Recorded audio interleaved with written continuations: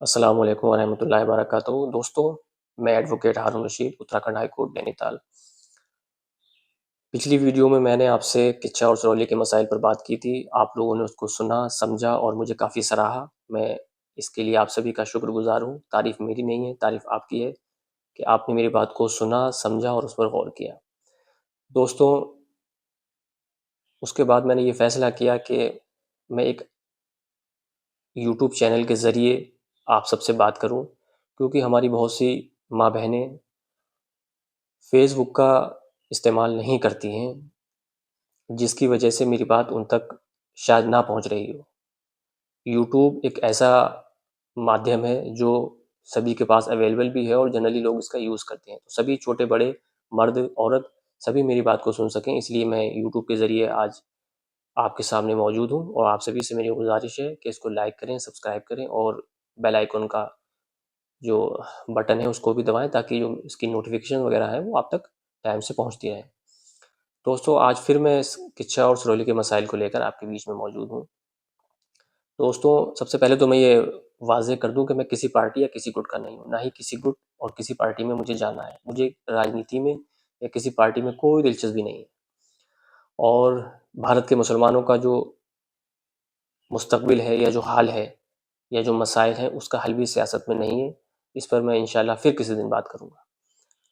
मेरी चिंता अभी सिरौली और किच्चा को लेकर है। सिरौली में 2 गुट हैं, एक गुट वो है जो ये चाहता है कि सिरौली अलग से नगर पालिका या नगर पंचायत बन जाए, दूसरा गुट चाहता है कि किच्चा के साथ बनी रहे। दूसरा गुट जो ये चाहता है किच्चा के साथ सिरौली बनी रहे, उसको ये डर है कि अगर सिरौली नगर पालिका बन जाती है तो हम यहाँ अपनी उम्मीदवारी का दावा कैसे करेंगे? क्योंकि हम लोगों के बीच में जब जाएँगे तो लोग हमसे सवाल करेंगे कि आपने तो इसका विरोध किया था नगर पालिका बनने का। तो उनके लिए मैं रास्ता बहुत आसान कर देता हूँ। आज ही से वो सिरौली को नगर पालिका बनाने की माँग शुरू कर दें और लोगों के बीच में पहुँच जाएँ। मुझे इस बात से कोई ग़रज़ नहीं है कि उम्मीदवार कितने होंगे, उम्मीदवार 1 हो, 2 हो, 10 हो। लेकिन मेरा मत सिर्फ़ इतना सा है कि सिरौली अलग नगर पालिका होनी चाहिए, जहाँ पर एक मुसलमान चेयरमैन चुनकर आ सके और मुसलमानों की बातों को, मुसलमानों के मसाइल को वो सत्ता पक्ष के सामने, विपक्ष के सामने रख सके। दोस्तों, पिछली वीडियो में भी जैसे मैंने कहा था कि कोई भी उम्मीदवार किसी पार्टी का सिंबल लेकर सिरौली नगर पालिका या नगर पंचायत जो भी बनती है, उससे अपनी उम्मीदवारी ना करें। आप किसी पार्टी के ना बनें, सबके बन जाएँ आप।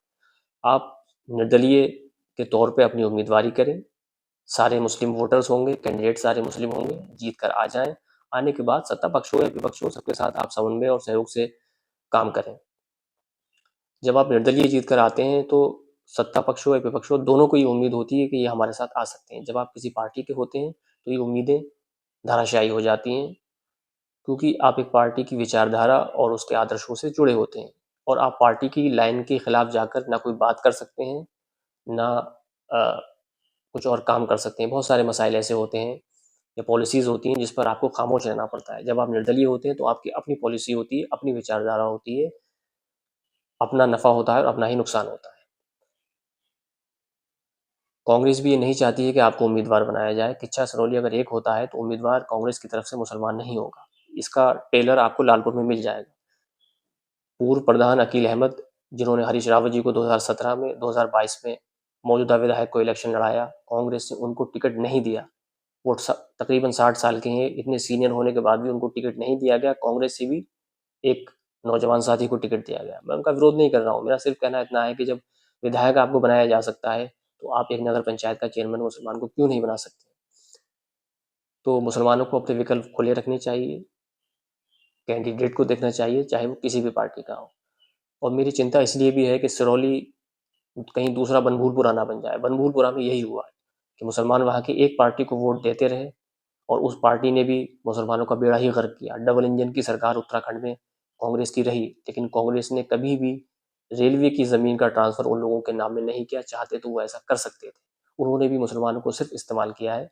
तो किसी के हाथ का मोहरा बनने से अच्छा है कि अपना नफ़ा, अपना नुकसान आप खुद देखें, खुद आगे आएँ, खुद बात करें और अपने आर्थिक, सामाजिक और धार्मिक अधिकारों के लिए जागें। आप देखेंगे कि 6 विधानसभा में आपने झोली भर-भर कर लोगों को वोट दिए। वो शेर बन गए, लेकिन आपकी गिनती कहीं नहीं है। तो उनको ये बता दीजिए कि शेर आप ही हैं, शेर वो नहीं है। पहले 2025 है, फिर उसके बाद 2027 है। दोनों में आँख नाक कान ये खोलकर काम करना है, वोट करना है। और इंशाल्लाह फिर मैं जल्द ही आपसे किसी नए मसले पर बात करूँगा। जज़ाकल्लाहु खैर। अस्सलाम वालेकुम।